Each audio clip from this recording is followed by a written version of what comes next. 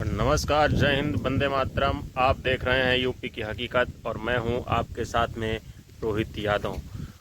उत्तर प्रदेश में विधानसभा चुनाव नज़दीक हैं और हम आपके साथ में आए हैं फर्रुखाबाद सदर विधानसभा क्षेत्र के जाति समीकरण को लेकर के।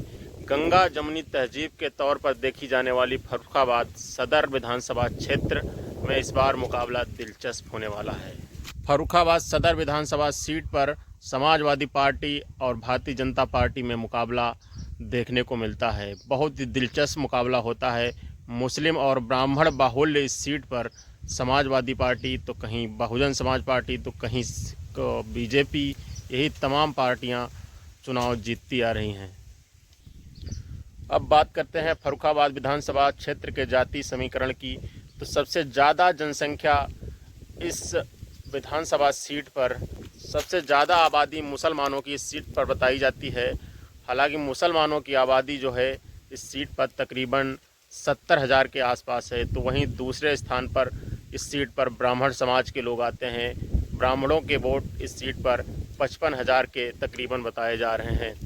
शाक्य सैनी समाज के वोट भी इस सीट पर निर्णायक भूमिका में हैं। राजपूत, शाक्य, सैनी, इन जातियों की भी 30-30, 35-35 हज़ार वोट हैं। समीकरण के हिसाब से देखें तो दोनों पार्टियां इस सीट पर काफ़ी मजबूत स्थिति में दिखाई दे रही हैं। तो समाजवादी के पार्टी के पास में 70,000 मुस्लिम वोट है।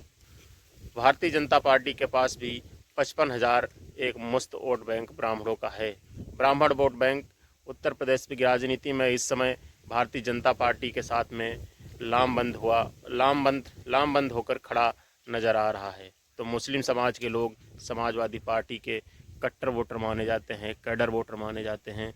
तो अगर समाजवादी पार्टी अगर इस सीट से डॉक्टर नवल किशोर शाक्य को उम्मीदवार के तौर पर घोषित करती है 2027 के लिए, तो ये कहने में कोई दो राय नहीं होगी कि नवल किशोर शाक्य यहाँ से चुनाव जीत पाएंगे।